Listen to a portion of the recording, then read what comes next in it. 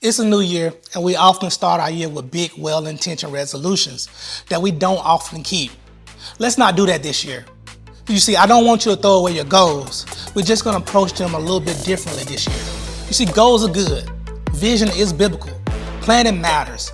But too many of us walk in the new year carrying big declarations and no daily discipline to carry those out. So instead of the New Year's resolution, I want you to think about them as creating habits. Resolutions are exciting, they're fragile. They often depend on motivation, and motivation is so emotional.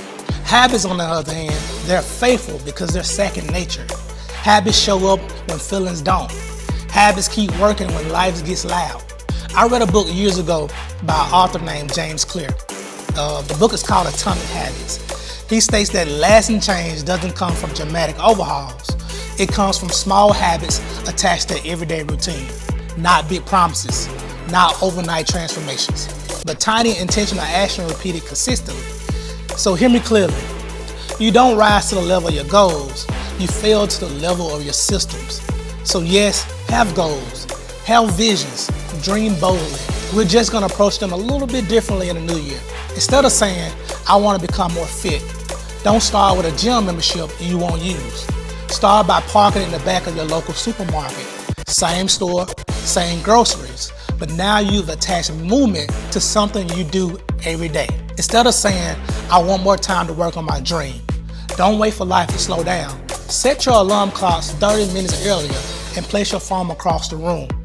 So when it goes off, you have to get up out of the bed to turn it off. Now time didn't just magically appear, you create a space through structure. Instead of saying, I'm going to pray more, attach prayer to something you already do. When you drive to work, replace the noise with communication with God. Say, Lord, order my steps. Tell him about yesterday's news and pray for your day ahead.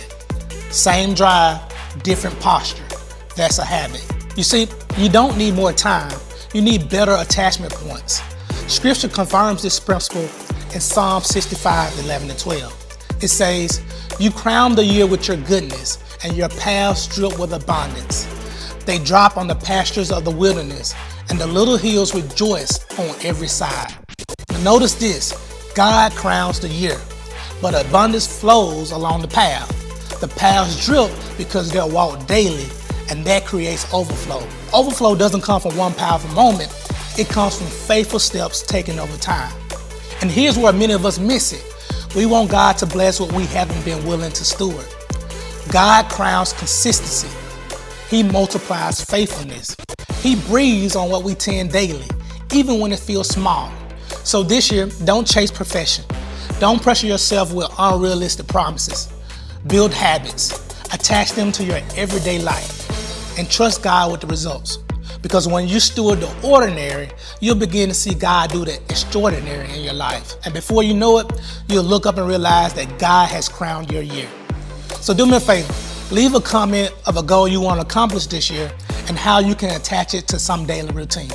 And if you found this video helpful, please like it and share it with somebody else.